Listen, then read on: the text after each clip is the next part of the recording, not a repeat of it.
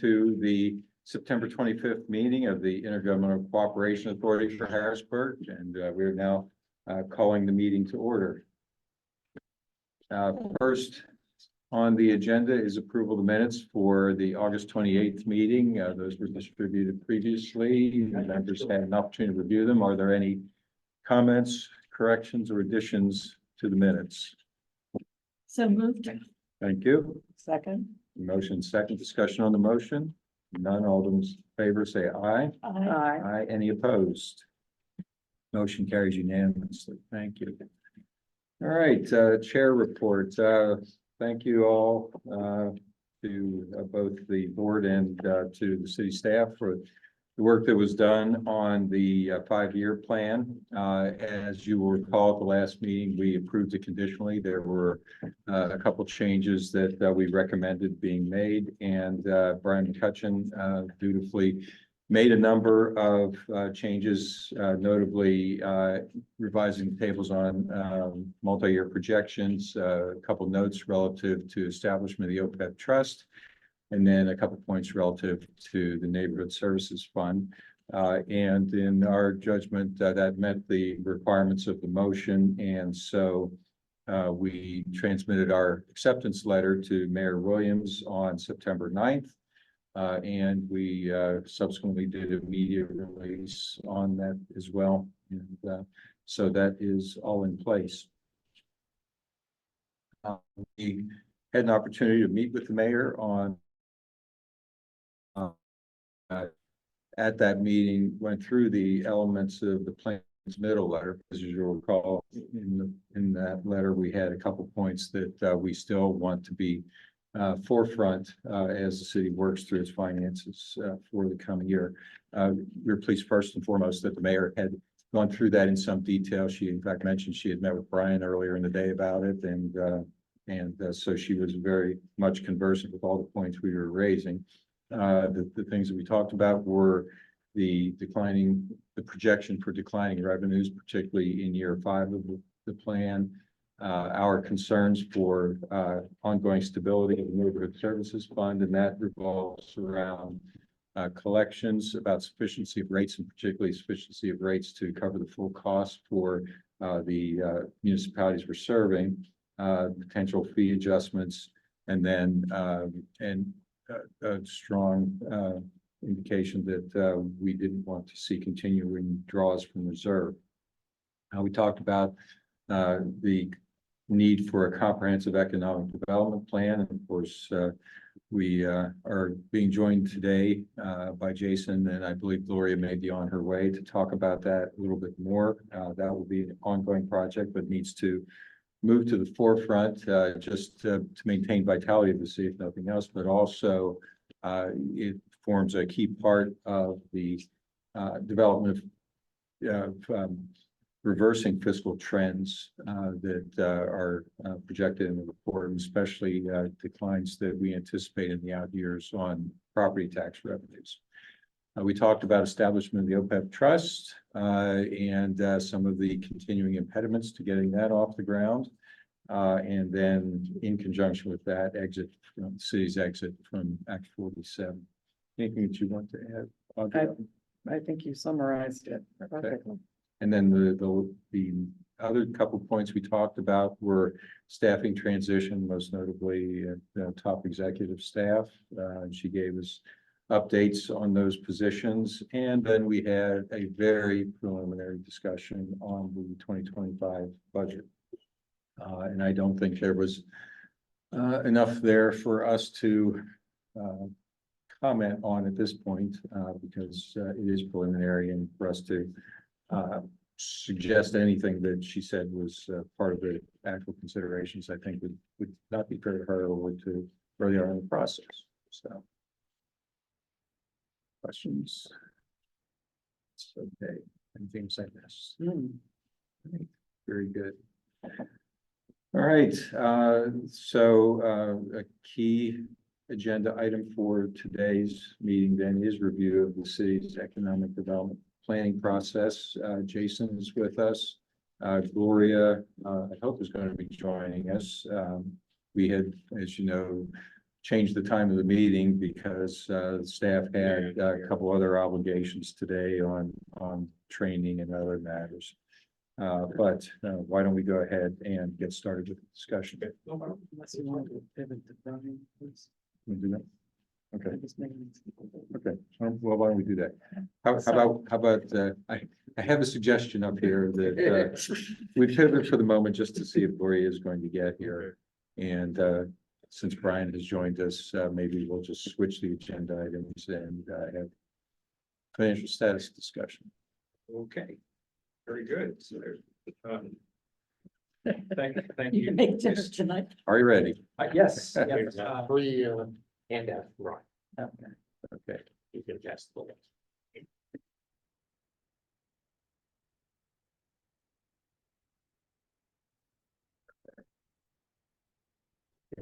thank you, Mr. Chairman. Good day, everybody on board. We had a outage, so to speak, this morning, with not our internal network, but online, internet, email. It was Comcast related. Hmm. So we were down into the early part of the afternoon. So I didn't get to do what I normally did, but I did get this, what you have in front of you. Pieced it together, but it is meaningful. It's not scrap or, anything put together. Nothing you produce is scrap. Oh, thank you, Audrey. And So there's two parts. And the neighborhood services fund is right on top, and it's only one sheet. And it's reflecting the first 8 months of the current year. And I know this looks concerning when you look at the cash at the beginning of the year of 6.15, and it's down to 5.4 as of August 31. But there's good news on the subsequent side. And August, you might remember me mentioning, it's one of the months where the city has 3 payroll dates and 3 check runs. So there was a hit there. And so the fund itself is coming into September, and this is what I was trying to produce today, but I can tell you, we have revenue posted through yesterday. And for the neighborhood services fund, if you factor out like our payrolls that have happened this month, and there's also a payment that we haven't processed to Swama yet for disposal fees. When you net all that out, our cash position comes back up to 6.1 million. And we still have a couple of days of treasurer reporting activity, so that'll be enhanced somewhat more, but there's a much healthier, come the end of this month, there's a much healthier cash position for neighborhood services. It's not too far off of where we were at the beginning of the year, in short. So this is summarized. On the far left, it includes the main part, neighborhood services, public works, and parks maintenance. The second column to the right includes the 3 municipal boroughs. And in the middle is the total of those components. And then I always reflect the old sanitation and disposal funds, which still have a minimal amount of activity relative to older liens, where that revenue is still materializing for the city. So that's how I come about to the cash position at the end of August. So that's neighborhood services fund. The attached handout that's stapled, there's 5 pages on the general fund. And again, this is through August. And we're running pretty much break even when you look at year-to-date revenue of almost 73.5, and compared to expenditures of 73.1.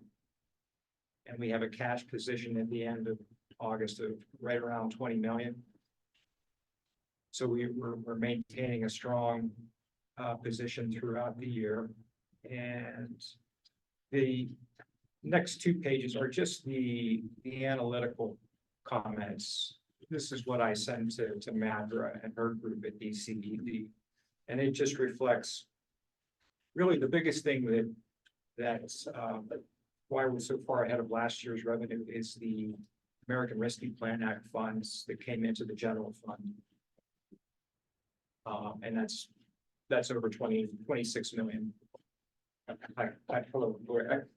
I'm taking your spot for the moment. You're good. You look good, Gloria.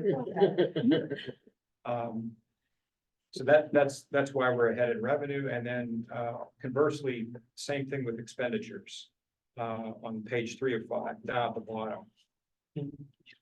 That includes the Rescue Plan Act funds, the expenditure side, getting those funds ready for ultimate disbursement. But then you have to back off kind of the ups and downs that have happened. Where we don't have the AMVAC payment that we did last year. And then we have increases in other categories. Medical claim expenditures in particular have been heavier this year. So that's the ongoing analytical comments on those 2 pages. On page 4 is sort of an easier on the eyes look. This is the same schedule that's on page 1, it's just last year's. And you can look at that for comparative purposes. And the ending cash at the end of August last year was 19.8 million. So we're a couple $100,000 ahead of last year's pace. That's page 4.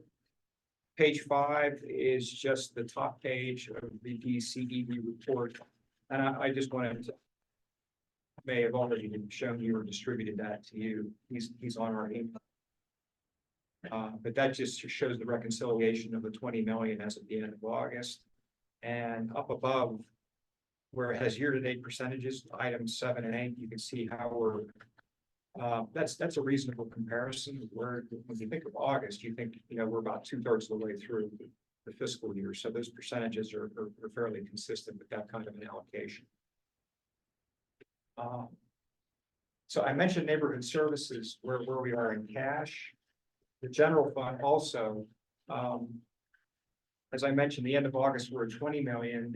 When you work into what has transpired in September so far, including payroll activity.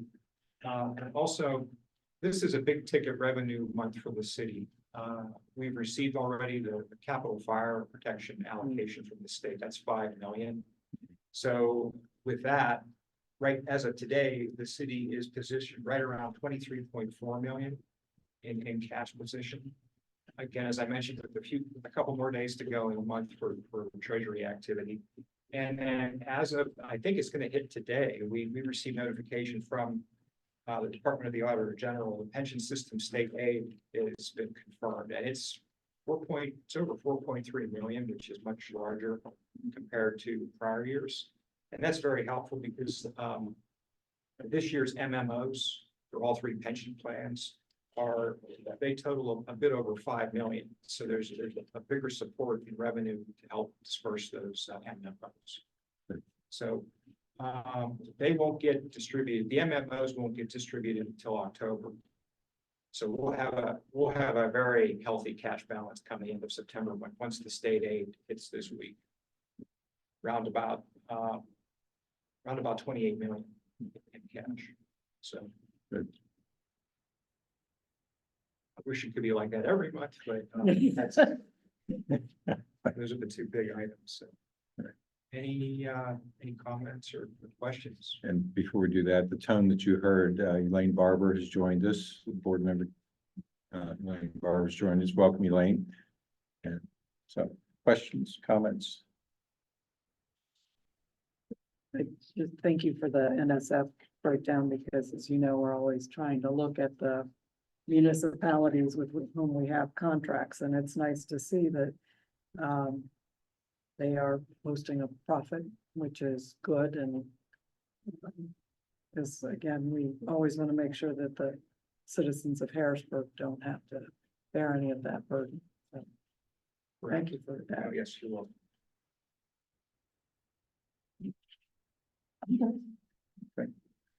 It's nice to hear positive things for change. It's always nice to report. Yes. Very Thank good. Good, very much. Okay, then let's return to economic development, and I am delighted to welcome Lori Martin Roberts, who's director of the Department of Building and Housing Development, and Jason Graves, who is director of economic development. Lori, Jason handed this around to us, and we are looking forward to a discussion today. This is something that this board has been asking for quite some time, and we're happy to see progress, and we want to hear where we are and where we're headed. Well, I'm happy to be here and I apologize for my tardiness. Mayor always seems to grab me at the end of the day and she needs to discuss something. So I kind of got tied up with that. And then coming in, my niece works for Temple. And so, of course, as I was checking in, who comes in down the steps but my niece. So it's my pleasure to be here. And I look forward to us working collaboratively. I look forward to us having a tangible economic development strategy to move the city forward. Jason, to his credit, has been kind of moving forward, but when I started June 3rd, there were more surprises in the box than I thought. So I've pretty much been moving forward to correct things that had to be corrected. In addition to meeting with the need to support, submit rather, a new lead application. And right after that, a community development ESG application. So there's been a lot on my plate. It's not that this area isn't important, but I want to be able to give it my full attention without all the other baggage that I was confronted with when I got here, to be honest. And so Jason and I need to sit down and talk. I will let you know that I have met with Doug. I've met with Ryan Unger, and I've met with Doug Knight just recently to talk about economic development in the city. And I have asked both Doug and Ryan if they would provide to me a listing of entities, individuals that are committed to improving and moving forward the economic development of the city of Harrisburg. I responded back to you today and I said I would also like to have business owners in the city that have been here, remained here during some of the worst times. But they've stuck with the city and I respect that, but I would like them to be at the table also, so that they can share with us those types of impediments that they've been confronted with that we need to deal with if we can. I know that there are certain things that are stumbling blocks that we can't jump over. Parking is one of them. But, you know, I believe that with everything, you can negotiate and have a friendly partnership. So hopefully even with parking, we'll be able to do something. I'm here today mainly because I want to hear from you. And I need you to tell me exactly the desires of your heart and what you would like to see and what you're hearing, because you're out there also from the communities, especially the business community. So that when Jason and I sit down and look at this, because everything can be edited, revised, and so forth. But this document really should reflect the desires of the business community and also entities that desire to do business with us, that want to come into Harrisburg and want to, you know, build a business here and so forth. But we've talked about LERTA because, you know, that's coming up, and that's one of the reasons Doug Knight and I met. I've also met just briefly with Brian Hudson, again about LERTA. Brian would also be in this advisory committee that I am recommending to the mayor that be established to look at the economic development in the city. So with that, I'm open to hear from you.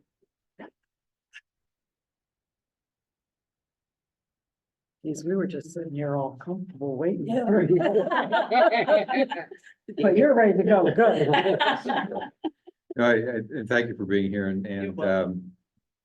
we did have, for members of the board, a a lengthy conversation and covered a lot of territory. And part of the working group that she's alluding to, one of the things that was central to our discussion is,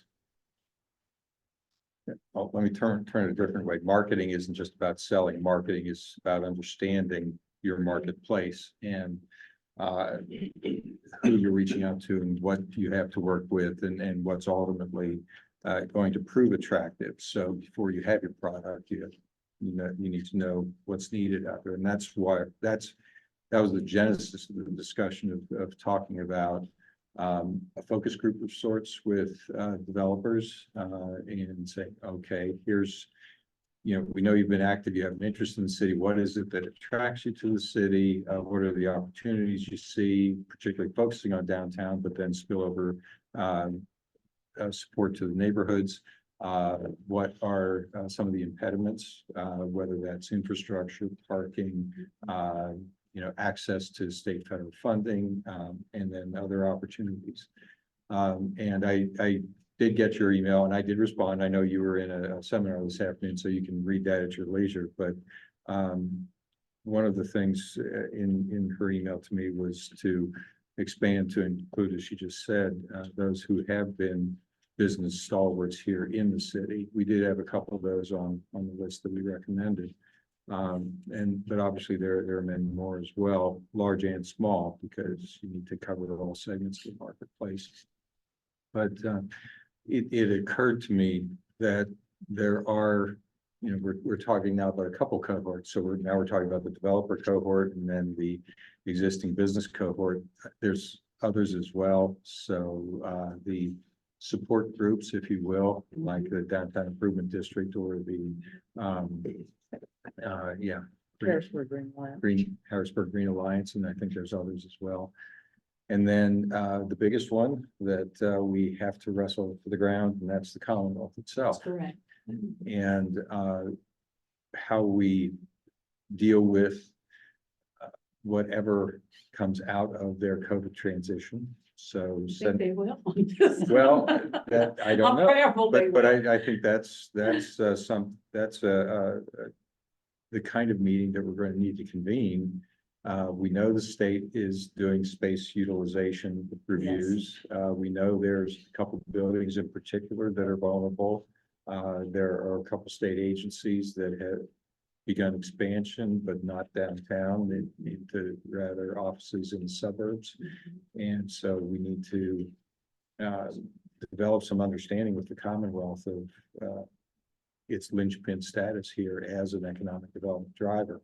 When you talk to all the vendors on 2nd Street and 3rd Street, their capacity to be successful relates to the walk by traffic, the lunch hour traffic and others. And when you have 2/3 of the state staff working full-time or part-time from home, that really reduces their base. And so how sustainable are they going to be in the long term? And what can we do with the state in the short term, and then developing, bringing in, both developing new commercial opportunities as well as new residential opportunities downtown, and then building those interdependent bases going forward, interdependent businesses. The restaurant relies on the suppliers, and they all rely on who's here to take advantage of their services. And then can we leverage any of those to bring in additional retail to downtown? Yeah, we what shouldn't we feel need to have. punished that with the state. Right, so when you put all that together, it really does call for some comprehensive review. I think it also probably calls for development of a statistical database. How well do we know our current vacancy rate, what the trend lines are? And, is from the developer standpoint and from those who currently have properties downtown, is it Class A office space we're looking for? Is it Class B or K, depending on the type of nature and fiscal capacity of your business? So just a few recap for everyone, because you and I have talked about many of these things already. And Doug and I, when we talk, You know, I said, my father, before he passed, he lived in Lancaster, and I said, I can recall Lancaster's downtown at one time, looking like ours, even worse at one time. And now you go there and it is, as you all know, it is just totally different.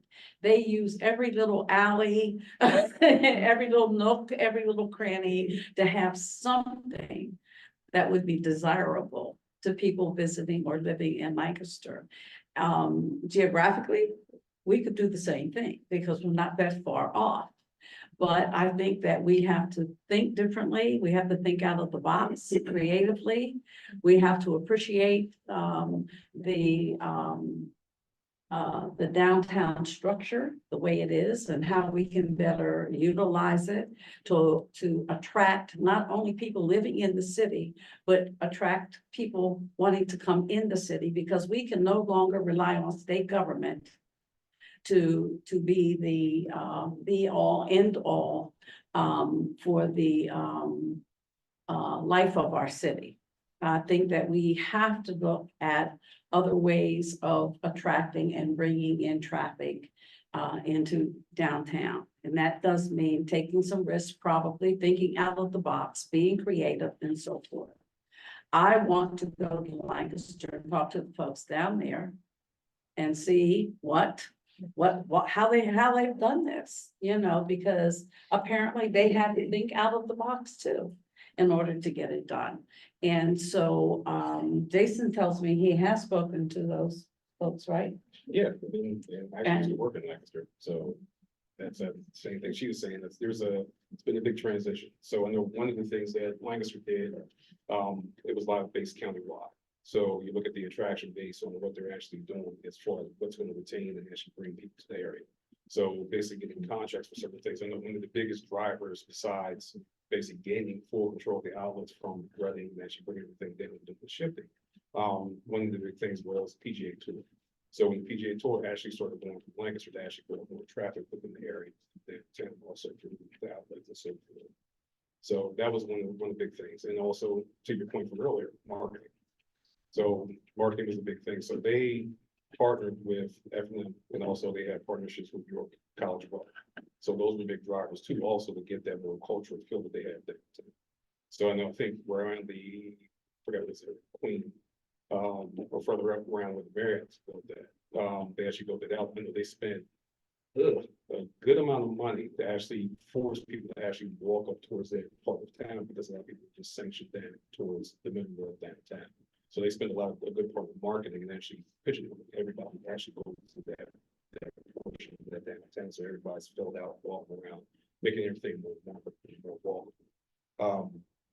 For us downtown, for the city of Harrisburg, and it's like Gloria's saying, there needs to be a shift. And again, I know past is the past, but the shift of actually doing the conversion should have been some time ago, just because, again, you never know what's going to happen in the town.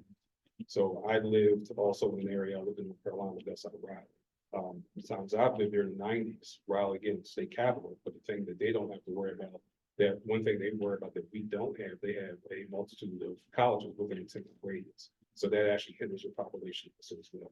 So that's one thing that we don't have to worry about. So that's a good thing, it's a positive. Their main focus was again on residential. And they also worked along with countywide and also statewide to actually bring in more to the area. So there's a couple different caveats, especially in small business and X, Y, and Z. One of the big drivers with small business, majority of small business throughout the country is dealing with hospitality and tourism. And that's a driver to bring culture, to actually bring in tech and bring in the manufacturing, actually bring in people to live into your areas. So that's probably going to be another state conversation. I don't know how far that's actually going to go. But just one big thing. So we look at the restaurant tourism piece. Again, that's one thing that people look at. You look at resources and services as far as like small format, as far as like grocery. Again, it's not just food that you give a grocery, you actually need items, necessities for personal and also for home use. So you look at, again, for down here, you're looking at probably off and on, you're looking at a big turnover a lot of times when you're dealing with restaurants. A lot of people do carry-outs because they don't have the means to actually go forward into a restaurant, because one of the big drivers that actually make people stay as far as making the ambience for people to stay is a liquor license. So again, that's probably our four-fish thing. North Carolina, you can buy a liquor license for $3 for 18. So you have a lot of things popping up and looking at adding to your culture. And again, it's not as far as like promoting drinking or anything like that, but again, you're creating an atmosphere for people that want to move into your area, which that also is a marketing piece and gives an incentive for actually businesses and companies to actually move to the area. So, Well, the way I see it also is downtown has to be diverse in its offerings. That I agree, we have to have storefronts, if you will, that offer that type of selection. Everybody doesn't drink. Some people could care less whether they have access to alcohol. So we also have to have offerings where people can just go in and purchase what they need and they're happy with it. They don't necessarily are going in there to buy alcohol or to imbibe. You know, I think we need to look at it very diversified. For instance, I'm going to give you an example. I don't know how many of you have been to One Good Woman in Camp Hill? That's one of my favorite places to go. And because I like teas and coffees. I've supported people who do go there. So. I'm sure. It's a lovely They place. do have And one it's a good nice man. place, is it not? And it's a lovely place to buy gifts. And it's just very nice. So when they first opened, and I went over and they were in a different location. And I asked the owner, I said, how we need one of these in the city. She said, I live in the city. I said, where do you live? She said, Shipoke. I said, what's wrong with you? Why would you put this in Camp Hill if you live in the city? She said, because I didn't think that there would be an interest in the city for this type of store. And I said, now, everybody either drinks tea or coffee or both. Okay, I mean, just about everybody. I said, I think it would do very well in the city. Now it's under new ownership and it has been for a number of years. That's something, and that's a place that the owners that we should be talking to see if we can get them interested in having a second store, because we leave Harrisburg and go across the river to shop in their store. And I'm sure we're not the only three, but we can ask. My mother used to say, ask. They can only give you one of two answers. Yes. Say no, you just have to gracefully accept it. I would rather ask and have them tell me no than to guess whether or not they would have an interest, because perhaps they think we don't have an interest. Perhaps they still think that, you know, that would be something that people aren't interested in the city, which I don't agree with. I think it would do quite well in the city, in a location. So that's just an example of the types. I was at another location for breakfast last Saturday over across the river, and I love this place. I'm not going to tell you the name just in case it doesn't call me back, but I told him if he didn't call me back, I'd be back over here for breakfast and I'm going to call him out in his own place. I said, because we need this type of business in the city. He was very kind, very kind. And I'm sure when he gets time, and if I name the place, you guys have probably gone there too, because it's excellent. And I gave him my card. I said, call me. I said, really? I said, when I go over there, I can't tell you the number of people that I know that live here that go over there. Okay. And it's access. Wouldn't you rather just come downtown or midtown or whatever, or uptown or whatever, than go across the river? I mean, there's nothing wrong with the little ride across the river, but convenience wise, I would rather stay within my city and spend my money. So those are examples, but we have to go out and talk to people. We have to get them interested. We have to design something in terms of what we offer here. Of course, LERT is going to be a big part of how we dance around this kind of stuff, and I realize that, but we need to ask. And we need to have, talking about marketing, we need to have something visual that we can market to these places. and kind of beef them up and make them interested and so forth and so on. That's my desire. That's what I'd like to see us do. I'm sorry, I didn't mean to cut you off, Doug. I was gonna say, if you want a tour of Lancaster, I'll give you a tour of Lancaster. I'm down there 3 days a week. And Pennsylvania College of Art and Design is one of the big anchors down there because the city was very deliberate in deciding that arts was going to be their main focus. And so they continue to build on that. I do want to say that a new restaurant just opened down there called Pastrine, opened the New York Times, 50 new restaurants in the US. One of the ones, Pennsylvania Pastrine, 18 months open.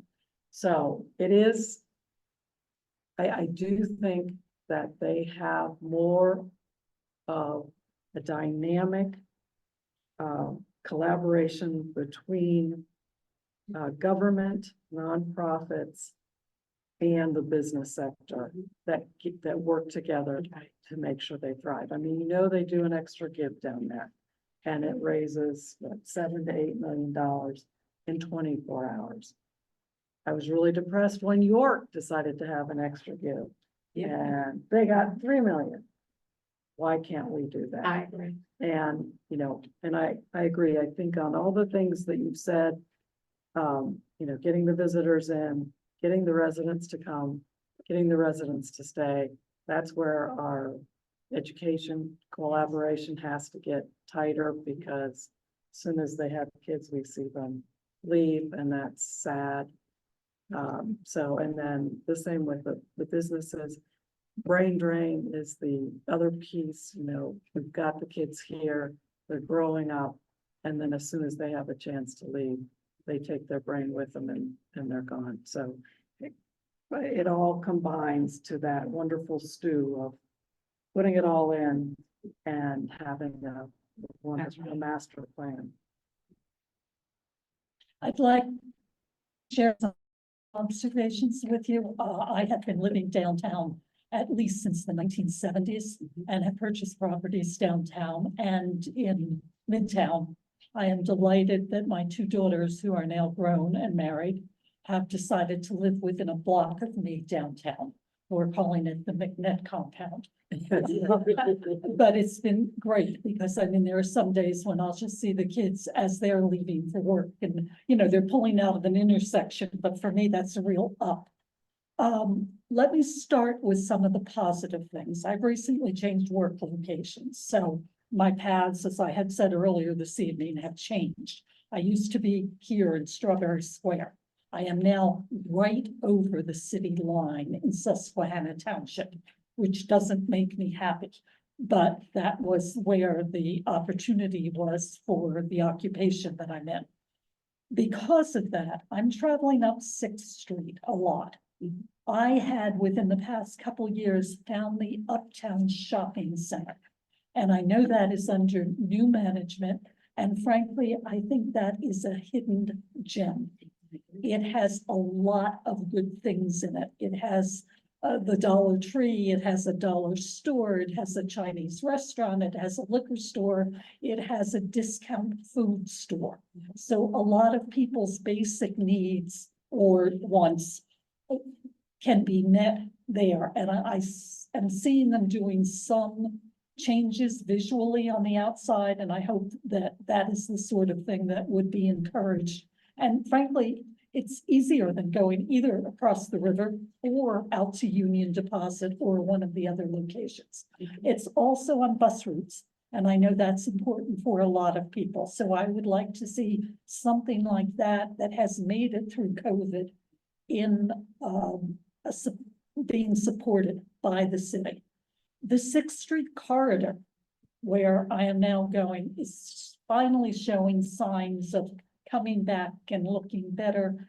There's a lot of property still on that, but it's kind of, when I get in my car on North Street and go down to 6th Street and drive up, it's kind of a wasteland in there until you hit the McDonald's at the Union Deposit, at the division. To even stop to get something to drink or something to eat on the fly when you're on the way to work or coming back from work. So that 6th Street corridor, I think, needs additional consideration. And Have I you know, seen the building housing development on 6th Street? yeah, Oh, you mean the four of them? Yeah. yeah, One right but after the that's, other. that's great. And I know the Yeah. McCoys have been instrumental in doing some things up there, and I congratulate them. And they got rid of a lot of blighted housing. Yes, Yeah. yes.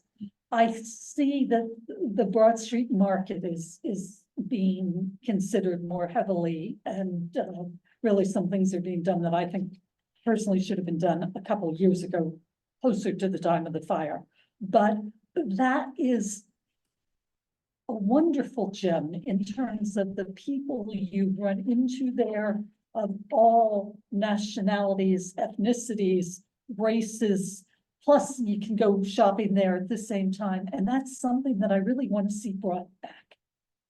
You're speaking to the choir. I grew up in the Broad Street Market. I mean, Literally. that's just a wonderful thing for Yeah. Harrisburg to have, and it had been looking good before the fire. Compared to when I started going there, when I really had, I was a suburban kid, so I had qualms about, what I was buying there, and it finally dawned on me everything there was fresher than I was buying in any grocery store. Couple things on the bad side.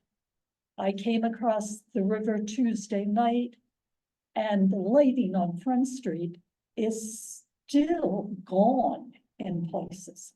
I thought that was something that was supposed to be fixed a few years back when they changed the poles. But What would you repeat that? I have fluid in my ears. Excuse, my sinuses are causing me some Sorry. problems. just wave me if I need to speak up. The lighting on Front Street is still horrible in spots. And to me, lighting is an indication of safety. I mean, I don't want to be walking around if there are dark spots. And Front Street should be well lit. Housing, obviously, folks have been talking about affordable housing. We have seen a huge uptick in homelessness in the area and the aggressiveness of some of the people. We have always had homelessness there, and yet sometimes some of the homeless were our best neighbors. It's become more aggressive of late, and that's a concern for a lot of us. I love the idea of getting the Commonwealth involved, but I don't want to forget getting the city itself involved, obviously, and also the county. You mean with the homeless? Oh, with the homeless. Well, let but me just tell you what the generally. city is doing for the homeless and what the county is not. Because the county really isn't putting much effort forth in terms of, in comparison to what the city has done. As a matter of fact, as we speak, 2 contracts are being prepared now. One will go to Christian Churches United for $500,000, and the other one will go to Downtown Daily Bread. So to ensure that the homeless will now be able to come inside all year, and they're not out in inclement weather. They're not out in the cold, they're not out in the heat, and so forth. And we've chosen those 2 entities because they have historically been providing comprehensive services to the homeless population. Their dilemma has been that they have not had the money to expand their services, but they are both going to expand their services beginning October 1st. Good. We are working with the county. We meet every 2 weeks. It's called the encampment meetings, and the county's at the table. The problem here is there's a piece of land that has been identified as a potential location to provide the homeless to have one location, so they're not all over the place. They're not women with children who are down by the railroad tracks on 7th Street with their babies, and so forth and so on. The problem is the owner purchased that land, I think somewhere around $250,000. Does that sound about right? And the problem now is he wants a huge amount of money now to sell it. It's not a market rate, it's ridiculous. It's a ridiculous rate. And so, the city can't own land that, the land bank can purchase, we can't own it. That's the first thing. But the second thing is, the county had talked about perhaps approaching this owner, with a price, reasonable market price, and even going eminent domain if they have to get this land, but that's still in the works. But that would be a central location for our homeless population. And so, there's other money that has also been put into the homeless population from the city. And so the mayor really is very committed. Now, I'm gonna tell you honestly, because some of you know me very, very well. Prior to taking on this position, I wondered what the city was doing also for the homeless. I have to be honest, and I was pleased to find out that the city has made a significant commitment to the homeless population. As you know, some homeless want to be inside and some don't, and that's their choice. The other dilemma we have is no matter where the homeless population is located, you still have, with any population, you still have people who are out of compliance with life, and they have no respect. And, to defecate when a porta potty is right there to be used and you defecate right on the grounds, and our public works folks have to go and clean that up. That's just wrong. I don't care whether you're homeless or you have a home, that's just wrong. So we've talked about why we have so many. Now, I already know this from being on city council, because I would talk to the homeless and they would tell me that the reason they come here is because our systems are more accessible. Our services are easier for them. And so you have people coming from contiguous states, you have people coming from the suburbs, and that's why in the suburbs, you don't see them as much as what you see in the city. And so, access to services, and they have a heck of a pipeline, really. If you want to put something out, go tell the homeless, it'll get there quicker than the media can put it out. I mean, they have a heck of a pipeline. So we talked just last week about having some type of protocol, policies and procedures for dealing with the non-compliant folks who just think they don't have to respect the fact that, we're trying to help them.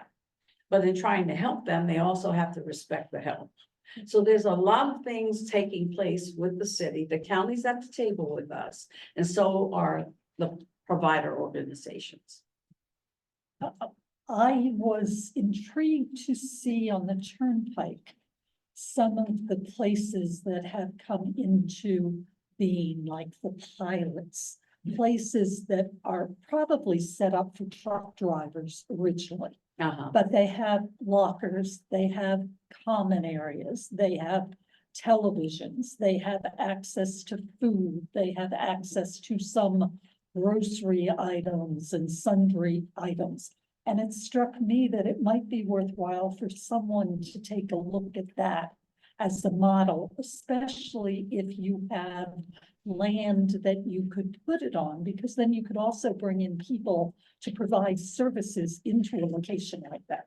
And that is not the only name. I'm not on the turnpike enough to know the other names.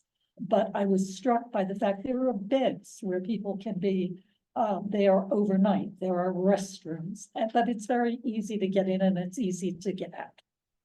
Back to some of the good things. You were talking about bringing visitors in. We have phenomenal private or religious schools in the city at this point, some of which have a lot of scholarship money available. I know there are some people that only want public education, but I think some of those resources should be looked at. Excuse me one second. And the other thing with the visitors is I've always been amazed by the number of churches and the diversity of the churches, and now the mosque in Harrisburg. And if you're marketing to visitors, I think there are some visitors that would love them to see those places. That would be an attraction that's already there and would be, I think, easy to market. My initial impression of this, and I tell you, I will read it cover to cover, is you're being too ambitious, too soon, pare down the list. And what I, as a person, would want to see are targets and economic projections, not just words, but I want to see the figures on what you think you could bring in. Because to me, that's a big part of an economic development plan. And we have one of the best resources in the state, in the city with PA Downtown. Yes, We've offered before to pay for the city to join because they will help construct. They know all of these ingredients. And I think one of the things that has struck me that Harrisburg has trouble doing is doing a multi-pronged attack. I'm marking. A multi-pronged, so meaning we seem to find one issue and go after it, and it really needs to be a six-track, we were talking about tracks earlier, a six-track town that has 6 trains going, addressing different issues and figuring them all out at the same time, because every time we don't start on something, we're a day behind. And so the visitors need to come. We need to deal with the unhoused population. We need to deal with our, what do we call it? Our teens, because that's just another where it goes back to the vocational training, keeping them busy, all of those things. So I just, PA Downtown's great respect for them, have spoken to her. She loves to do boots on the ground. So I think she would jump in, help you with everything, including as you begin to figure out how to tackle bringing in all these constituencies and making sure before we bring them in, we know exactly what we're going to ask them to do and that we are, as a city, committed to band behind them. Yeah, because one of my concerns also is making sure that whatever advisory committee the mayor agrees to, that it be multiculturally sound. That oftentimes the minority people of color feel that they're left out of the conversation. They're not considered from the onset. Certain things are injected as it gets developed, and that's not satisfactory anymore. And they want to be involved. They want to be at the table from the beginning. So we need to be mindful of that. And as you all know, we got all kinds of cultures here now. Yeah. That, you know, even when we talk about restaurants and stores, grocery stores and so forth and so on, we have to consider those groups, you know, that may have been foreign to us 25, 30 years ago, but it's a reality today. we also have resources. We have folks that want to reactivate the idea of the Hispanic Center that was active 25 or so years ago. We have the African American Chamber of Commerce. We have the Pennsylvania Chamber of Commerce, as well as a local Chamber of Commerce. Yeah, we're aware of that. I think we all want of to these use organizations. all of those Right. resources to get people in, and I've only mentioned a few of them that are out there. So I love the idea of getting people involved in it from the get-go. Right. Because that's the buy-in that we need. But I'd love to see a plan like this where you break it down, and maybe it's a 5-year program and you're taking on 3 of these a year initially. Maybe it's a 3-year program and you're trying for 5 of them a year. I don't think you can deal with 17 a year. You know, it's That just not was, gonna yeah, happen. when I wrote that, but that wasn't the object of taking on everything at one single time. Because that, how it's written out, it's piece by piece, so everything basically twines into each other. But as far as I'm concerned, it's a great city. It can be even greater. It has lots of resources. It's been a good place to raise kids. And I think we've got to, you know, just punch up the good things. And I know what you're saying about the plan. It may be that, but when you read it, it doesn't read that way. And you're saying that It needs to be very specific and tangible things that we know we can achieve within a certain period of time. We certainly can make sure that in writing this, that this is the beginning.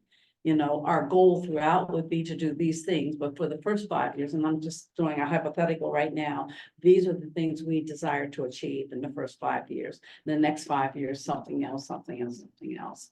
And we need to say that. Yes, and if you can say you accomplished even one in a year, you're off to a good start. Right. So thank you for listening. You're welcome. Thank you for your input. Elaine, I don't know if you have any comments or questions you'd like to offer?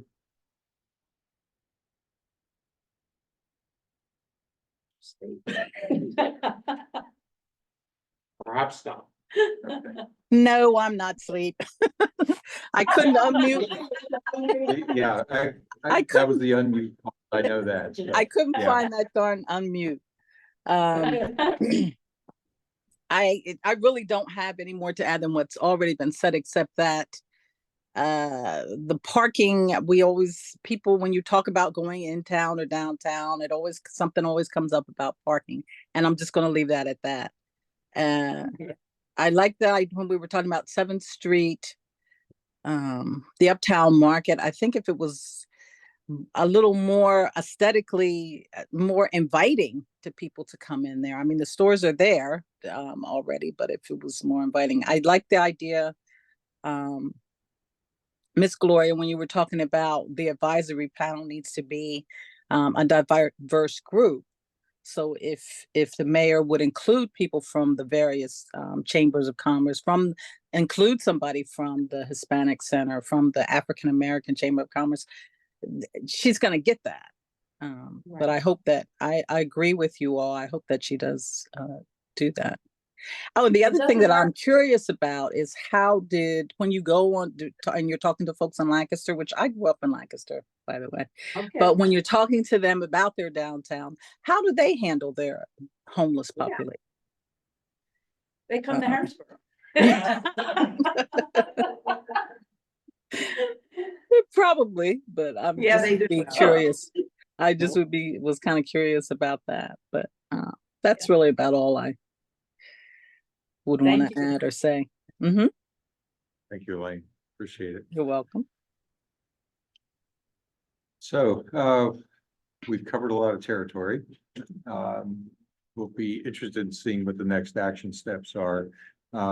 We have, as noted, shared names of some individuals to begin to populate a committee, and then some ideas on scope and nature of discussions. And I don't know how we want to set up a regular opportunity to check back in with our group, but as you've noted from our correspondence and otherwise, this is something that we consider to be an absolute top priority for the viability of the city going forward. I'm happy to come, and therefore I am asked. Any other? Thank you so much. We're so glad to have you here. Thank all of you, and I thank you for your input. I value your input. Like I said, I know a couple of you very well, and so we've talked a lot about stuff for a long time, and I value the input. I'm excited. I'm looking forward to seeing these things come to fruition. I'm actually excited about this committee coming together, because we're not islands, and so it really does take a community to come together and decide on how we can improve our quality of life. I like the idea of the Uptown Shopping Center. I know about a year ago, I don't know if it still exists because she hasn't said much about it. The mayor had to intervene because they were doing speed racing. They rallied there. And loud music. And I know that was something that she had to deal with, and so forth. But you're right, and there's even space to expand. Yes. And the building that the Commonwealth, the Department of Health used to be in at the very end. And The one thing is not forgetting our children, and the fact that in the city of Harrisburg, there's very little activity, unless they go to church. And their churches have their activities, you know, for their youth programs. There's very little activity for them. But I do know a lot of our kids love to roller skate. And they have to go across the river to roller Yes. skate. And when they go, they have to go at a certain time, they have to be out at a certain time. Did you know that? Okay, that reminds me of something that used to happen in the South. But anyway. I mean, we should have a skating rink in this city, you know? And why couldn't we have one in the Uptown Shopping Center? Why couldn't we? Because Or a few other locations we can look at, you know, if that's not doable. But we have to do something to keep our kids occupied. I'm sorry, did you say something? Our town shopping center is actually occupied now. So they're they're actually putting in, it's called the Roses, so like an offset of the holidays. So They're putting in or it's called Roses. roses, Hmm. like the flower? Yeah. What is that? It's like an offset of the holidays. They're based out from mostly America. So the person who actually purchased the Uptown Shopping Center, he actually is in real estate through brand and through big box locations, like as far as like with retails, as far as like Dunkin' Donuts, McDonald's. He's actually the person who was on that plan in '96 to get that McDonald's up there, that's in the Uptown Shopping Center now in the Climate Village. The next move for the safety piece of it is we're still working on that because we gotta get them set the keys because they gave us their keys. Was looking at putting a substation where the old district justice used to be at. Yeah. So that's actually going down there. We just gotta get a different set of keys so they can actually start going in there, and start doing some stuff. But there still is a lot of property up there. Yeah, so you look at some of the other plans they had, I'm trying to remember what year that was. When there was supposed to be a connection between Uptown Shopping Center and Manhattan. And that was supposed to be an overview, I guess, you know, a bridge over to actually go over Right. Manhattan. That was years. Where the steel bridge used to be? Yeah, so it's like you have a lot of plans that were actually put in place. It just, something actually happened, the roadblock got in the way or nothing came about it. So you remember, was it '96, when the eminent domain thing was supposed to happen in Cameron Street, all that's supposed to be redeveloped. Again, that was all supposed to be occupied with Paxton Creek along with what they were supposed to do in 2014 with Market Street and Cambridge. So it's just like a lot of the pieces just kept falling apart. So it's just like some of the things you're trying to continue to keep bringing back to life or trying to keep it alive. But it's just like trying to find the initial pieces of how to make it work. Because I know with the Cameron and Market Street thing, that was all because of pieces, and that's the reason why that fell apart. And with Cameron Street's a whole deal with the Paxton Creek. Again, that all should be combined as one infrastructure project. And that's going to consider regional collaboration for that to happen. Can I make one suggestion? I've been in municipal government for 27 years and I've developed several economic development plans in my time. I find that some of the more successful municipal plans are plans that lay the groundwork for these kind of great ideas you've heard today, as opposed to actually selecting the ideas themselves. We all have terrific ideas and some may work and some may not work. But the one thing I think we can all agree upon is that if you lay the groundwork for ideas to come organically from the private sector, from the public sector, from the nonprofit sector, people will develop their ideas, whether it's skate parks or ice rinks. Yeah. We don't have to choose, Yeah. nor does your steering committee have to choose if it's a great idea. You just have to make sure that the city that encourages entrepreneurialism and ideas Yes, and ma'am. investment Right. and ease of entry into new businesses and new recreation amenities. And even when it comes to dealing with the unhoused, we've talked about how the fact that there are tremendous not-for-profits in our communities that step up and help people. So it's really about economic development is often about, I like to say it's like laying the field ready to be planted. But we don't actually have to plant it ourselves. Exactly. We just have to prepare everything so that some of these great ideas will take root. And I think that we've heard terrific things, and I'm sure there are many more out there that we've even thought of. But the city has to encourage that kind of. Well, I agree, and that's what should, I agree. this is how we modify the plan. I think part of what that speaks to as well is that, there's a certain amount of, serendipity and opportunism that's involved, and because economic development tends to be organic. As we're seeing now on Sixth Street, for Right, example, okay, absolutely. you know, oh, the whole wrestling match, okay, now you have the federal courthouse, but now with that anchor there, okay, here's And the all the archives. apartment and That's right. other related groups Absolutely. and related businesses or unrelated business, and then support groups and restaurants and all the rest that go in.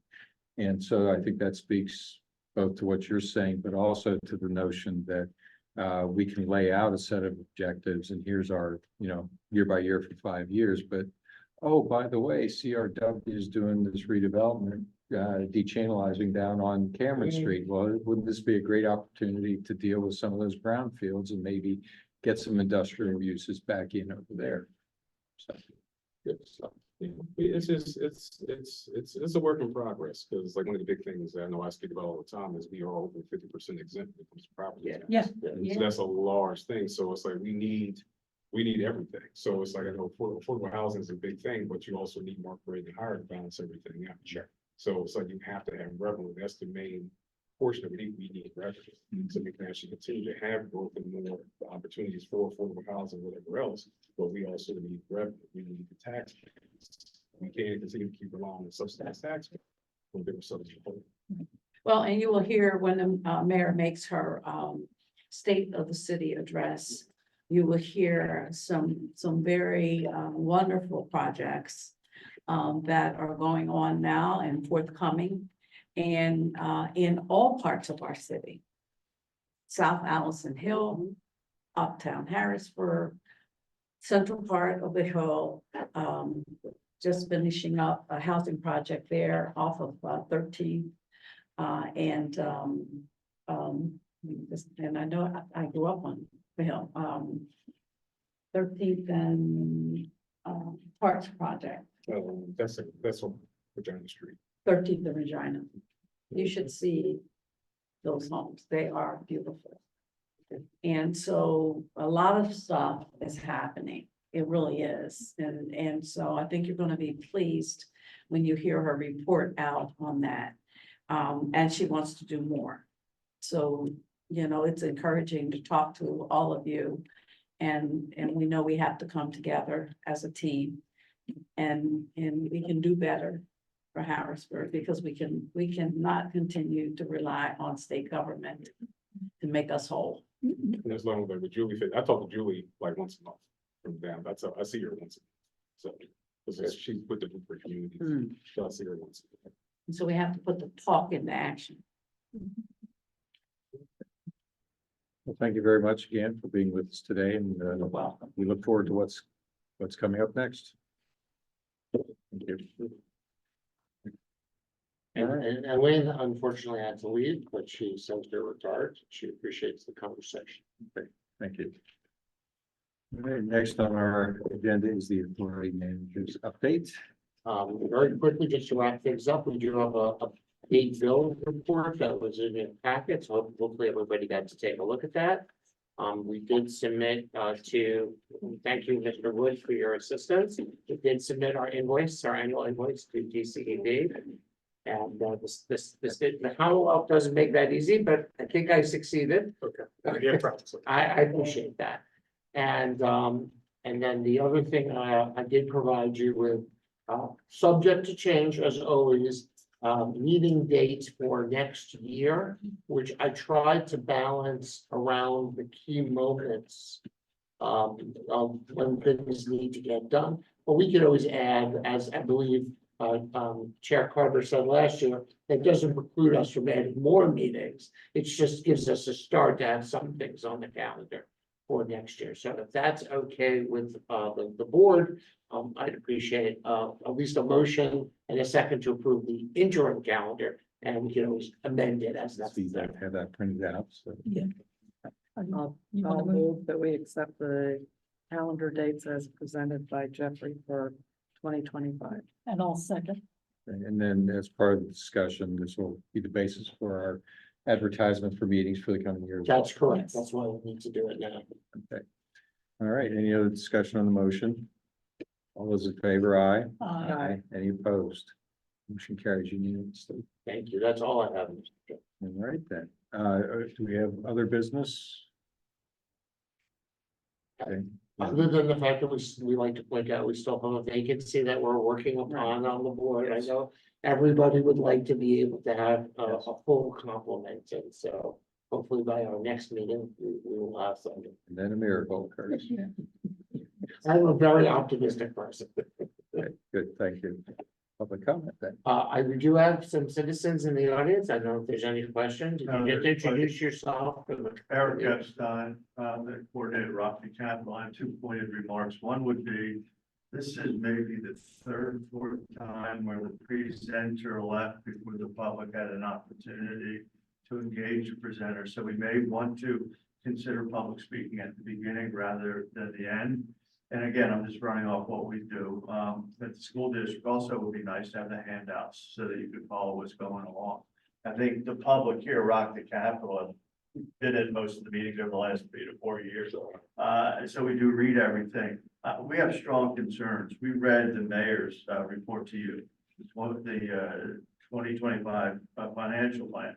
So I'm glad Brian's here because I see some of the same verbiage, but not a lot of progress. And I don't know what it means to grow the pilot program. In my mind, if you're looking to be aggressive, creative, and get value from the existing property, you should be defending yourself with the Bureau of Assessment and Appeals. And I know you probably don't have the person power, but that's where you lose value. In fact, last year, City of Harrisburg, according to the Bureau of Assessment and Appeals, lost $10 million in value. So we go to every meeting, they're boring as hell. The other thing we instituted at the Central Office School District that I don't know if you can do as a city are reverse tax appeals. We have 30 out there, so we feel pretty confident that we're gonna do pretty well. So, you know, there's property and revenue here that we're somewhat missing. I've been doing this with you guys for 4 years and I have no idea what the collection rates are. My assumption is they're not good. And I don't know how you get them up, but to continue to forecast funding from improved collection rates or parking coming back, I don't think it's reality. I gotta be honest with you, parking is not coming back. And look, the entity that operates it is right up there between Charles Dickens and the Bridge. You know, it's not a friendly entity to deal with. On the healthcare premiums, and you may have done it, this is what we did to save money. We did a carve out for prescription medicine, served a great, we saved money. Again, you may be doing it. I don't know what your limitations are. We have, I'm the chairman of the finance committee on a school district that has a $247 million budget. So I've got 1,000 employees, 12,500 students. So we have some experience dealing with similar issues. By the same token, on the pensions, I don't know if you're theologically committed to MMO, which is the minimum obligation. But, and I don't know if you have the ability to go to a hybrid. It looks like a lot of yours are DB. And, you know, I think most of us understand to move from DB to a hybrid is a considerable savings. I guess the question, I'm not sure I get my mind around the OPEB. Most people don't pre-fund it. The school district doesn't pre-fund it. When I looked at our OPEB this year, what I did find is that the assumptions are antiquated. So you're underfunding the projections. And the concern I have is that AI efficiency, if these things come to fruition, then your tax base, i.e. your employees, are going to shrink and your retirees are going to expand. And so I don't know how confident you can be about just paying the minimum, whether it's pension, and with OPEB, it's nothing. But I saw a number, 138 million. And then I saw a percentage, 700%. Those are eye-popping numbers. And, you know, I don't know how you reconcile that. But with Brian and some other folks, a lot of what happens when I hear representatives from the city testify, it's more pom-pom than substance. And, I've sat through a lot of these meetings, just gonna be frank with you, so, if you're looking at an economic development plan, it does make sense to have people with experience on it. If you look into Lancaster, one of the major players there was a good friend of mine, Arthur Morris. The city of Lancaster got slammed because of Park City. You know, Arthur brought in, if you ever saw the retail across from F&M, that was a brownfield. You know, Arthur brought in Kleppinger Stadium, that was a brownfield. You know, you were talking about the art school. Well, I think per capita, Lancaster has the most art shops of any city. And if you look at the convention center, which Arthur got sued on, by the way, bringing it there, you got a live dig, which is unbelievable. And you have the Lancaster, the old Lancaster newspaper now are condominiums or apartments. So you look around, we got brownfields, you know, the old Patriot News. I mean, our business was here for 90 years, then we left, we just closed because we couldn't make work in the city. At any rate, we don't have to I think, invent, as we always say, the wheel. We also have a wonderful asset, the train station. And have you seen them? Lancaster, Mountjoy, Middletown have all been improved.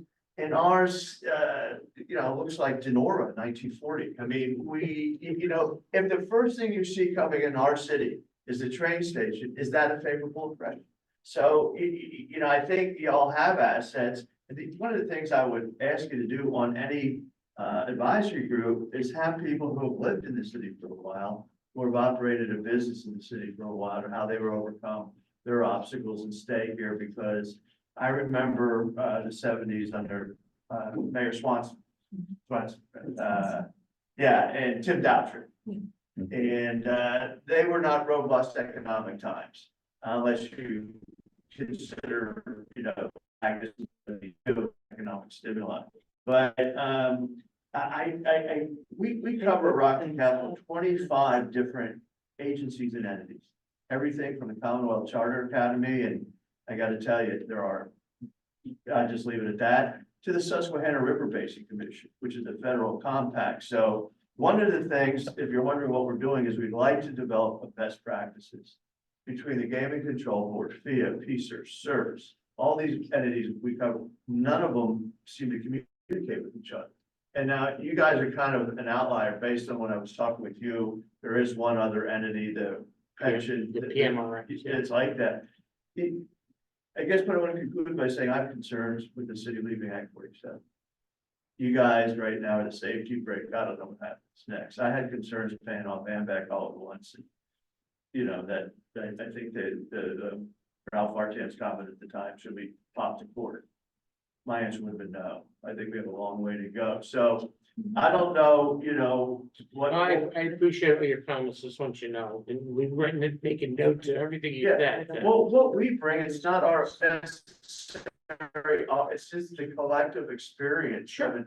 We do 200 meetings a year. Oh, I know, Mr. Epstein, I know Rochester Capital is an excellent organization. Well, yeah, but we, you know, some of this is that you're just listening, you're here, all right, sounds like a good But idea. I really do appreciate it. I made notes of everything that you said, so we could follow up with the city. So Brian who's the videographer, is an Yes. actuary. Look at Brian. Yeah. Whoa. But Brian gets asked questions too, Multi-talented. Eric, so. No, Brian is the brains. He's I- got- he I runs the understand. numbers, man. I'm the eye I candy. don't need to cut you off, but we have to give Brian at least one chance if he has any questions, so. Last meeting, I think you said you should do some revisements on the 5-year plan. Yes, they I did. said something was like September 9th, it was finalized. Yes, it was. Final copy. It is on our website. Okay. If you want to download it, top of the page. I guess one question, I guess, I give it to Brian. The other Brian. Yeah, the other one. In all your projections, it's basically that parking and commercial revenue in particular is gonna go down a lot. And you're predicting to pay pensions and the OPEB liabilities as you go. Are you worried that you're gonna fall behind? That's an Well, easy let's- question. let's say- Are you worried? Is the question. Well, I mean, why aren't you, I guess. Why aren't you worried? I was surprised that you weren't looking to raise more revenue, or at least make a fund dedicated to those services, because that's how most municipalities go. Yeah, Brian, you don't, you could, I appreciate the question, but it's not a dialogue. You don't have to answer. If you wanna give just to defend yourself, feel free, but you don't have to go into depth on this. You represent the administration, so it's really an administration question. That's what's important. Certainly, yeah, yeah. Thank you, Jeff. Thank you, board members. Revenue is really the focal point. I get what you're saying. And Eric, you mentioned a lot of topics, you know, with OPEB and how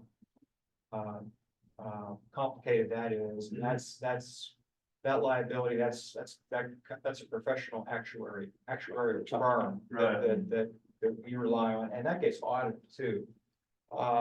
The MMOs are driven by actuaries, namely police is separate, but PMRS at this point provides the worksheets that we utilize to calculate our MMOs. Right. You know, the pilots, that's something, you know, we can revisit, we can visit with our treasurer's office because they're more hands-on to the actual pilot agreements that are in effect and what potential there might be for additional works. You guys did well in Norfolk Southern.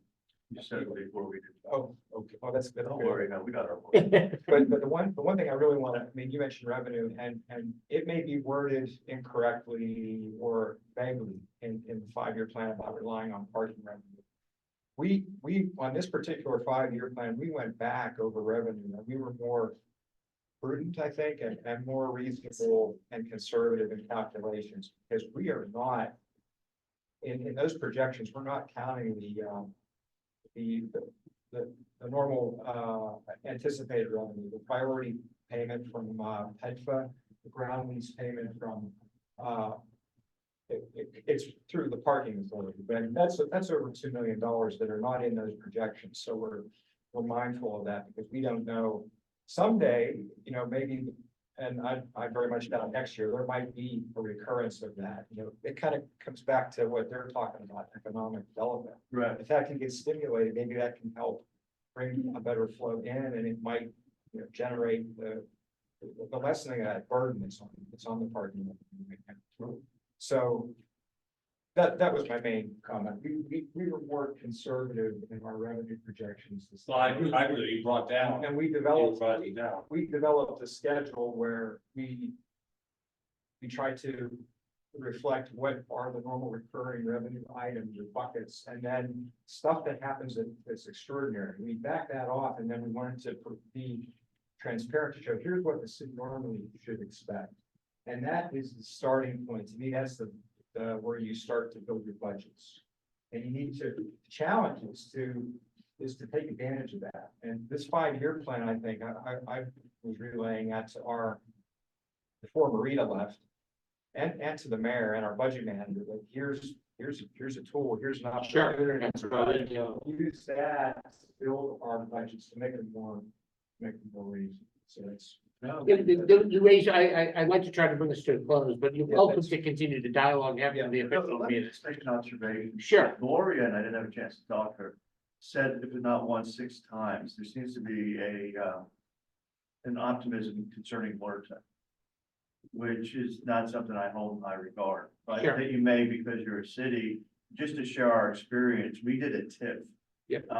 With the Harrisburg Mall, and it was a disaster. So it's just, and Brian, you already know this, I just be mindful of some Sure. of these tax. And I will say that LORDA is pretty, as a tax tool, it's Right. very limited in its scope. It's usually 1 to 3 to 5 years only. And right, it's a deferment, it's not an abatement of taxes, and it's very targeted to certain geographic places in the city. And I think what they're talking about is a renewal process to decide whether the city continues to use LORDA as a tool. But it's very common, most cities in the Commonwealth have a LORDA district that they offer some kind of deferment for. So it's just another tool in the toolbox. thank you. But thank you.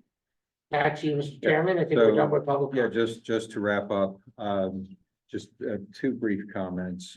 First, we have gone through the 5-year plan with fine tooth comb. We've gone back and forth multiple times.